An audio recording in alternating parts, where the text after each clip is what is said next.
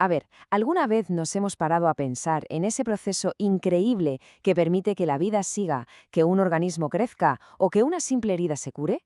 Pues todo, absolutamente todo, se reduce a una idea fundamental, la capacidad que tienen las células para dividirse. Hoy vamos a sumergirnos en esa increíble coreografía que es el ciclo celular. Para entender esto, tenemos que viajar un poco en el tiempo, a mediados del siglo XIX. Fue entonces cuando el científico Rudolf Virchow resumió una verdad biológica que la verdad lo cambió todo con esta frase. No hay generación espontánea. Toda célula, sin excepción, proviene de otra.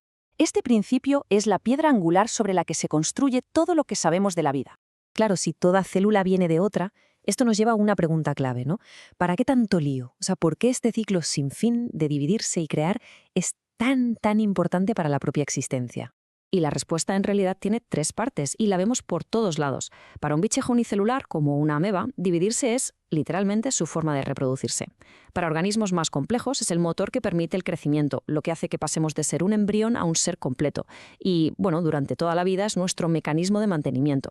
Cambia células viejas, repara daños, vamos, que es el proceso que nos mantiene en marcha. Antes de que una célula pueda dividirse, tiene que prepararse. Y ojo, porque no es un salto al vacío. Es un proceso de preparación súper organizado y meticuloso. A toda esta fase de preparación la llamamos interfase.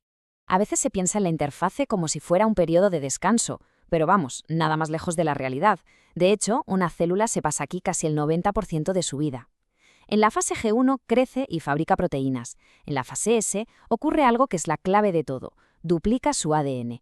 Y en la G2, pues hace los últimos preparativos. Es una etapa de actividad frenética y súper controlada. A ver, imaginemos el ADN dentro del núcleo. Normalmente no está con esa forma de X tan típica que vemos en los dibujos. ¿Qué va? Suele estar en un estado mucho más relajado que se llama cromatina. Para que nos hagamos una idea, es como un ovillo de lana gigantesco y totalmente enredado. Así es accesible para que la célula pueda leer las instrucciones, pero claro, a la hora de repartirlo es imposible. Entonces, la pregunta del millón es ¿cómo se puede repartir ese lío de forma equitativa? Pues la solución de la célula es una auténtica pasada, una obra de ingeniería. Ese hilo de ADN se enrolla y se superenrolla sobre unas proteínas hasta que forma unas estructuras súper compactas y manejables, los cromosomas. Es como pasar de tener kilómetros de hilo a tener un carrete pequeño y fácil de mover. Y recordemos la fase S. Durante ese tiempo, cada uno de estos carretes de ADN se copia a sí mismo. El resultado: un cromosoma duplicado. Está formado por dos copias idénticas que llamamos cromátidas hermanas y que se quedan pegadas por un punto en el centro, el centrómero. El objetivo está clarísimo. Cada célula hija tiene que recibir una de estas copias, sin fallos.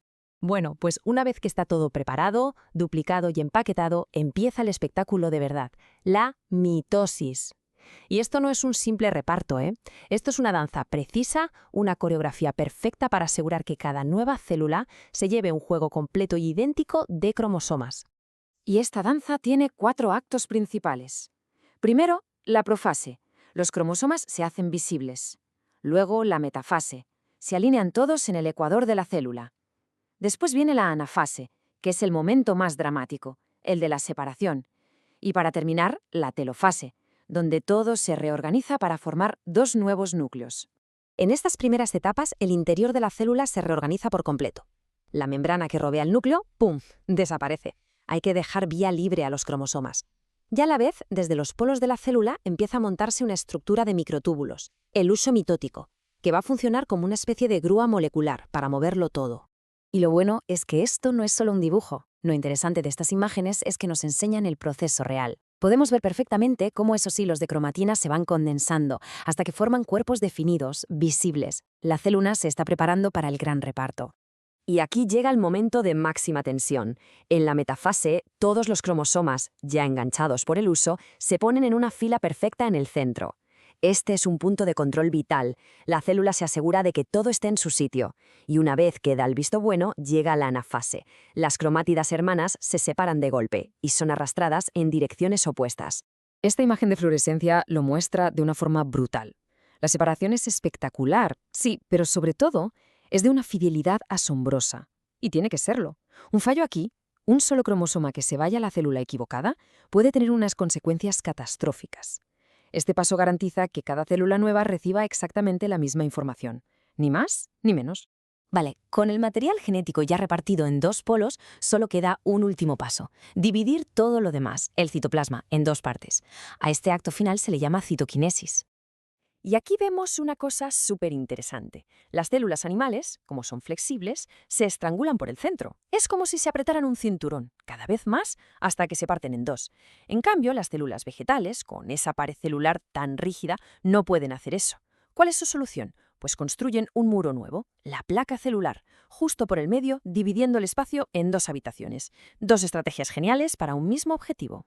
Hasta ahora hemos hablado de hacer fotocopias idénticas. Es la base para crecer y repararnos. Pero, ¿qué pasa con la reproducción sexual? Ahí la gracia está en la diversidad.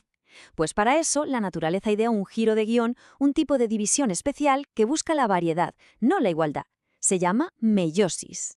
La clave de la meiosis es simple en su concepto, pero sus consecuencias son enormes. Se parte de una célula con el ADN ya duplicado, como antes, pero en lugar de hacer una sola división, se hacen dos seguidas.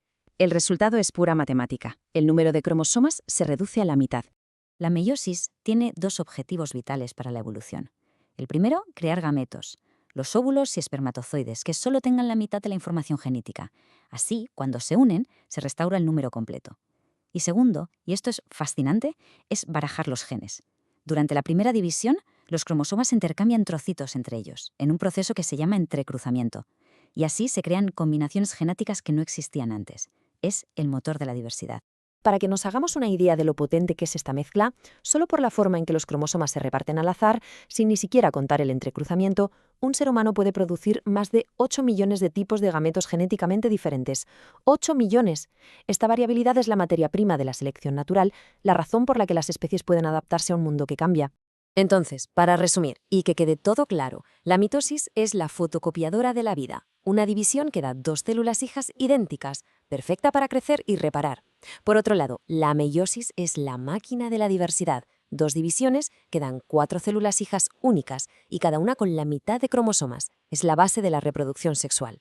Y esto nos deja con una reflexión final. Hemos visto una coreografía casi perfecta, regulada con una precisión increíble. Pero si este ciclo es la base del orden y de la vida, ¿qué sucede cuando la música se detiene o un bailarín se equivoca? Las consecuencias de los errores en este proceso son tan profundas como el proceso mismo y nos abren la puerta a entender el origen de muchísimas enfermedades. Pero esa ya es otra historia.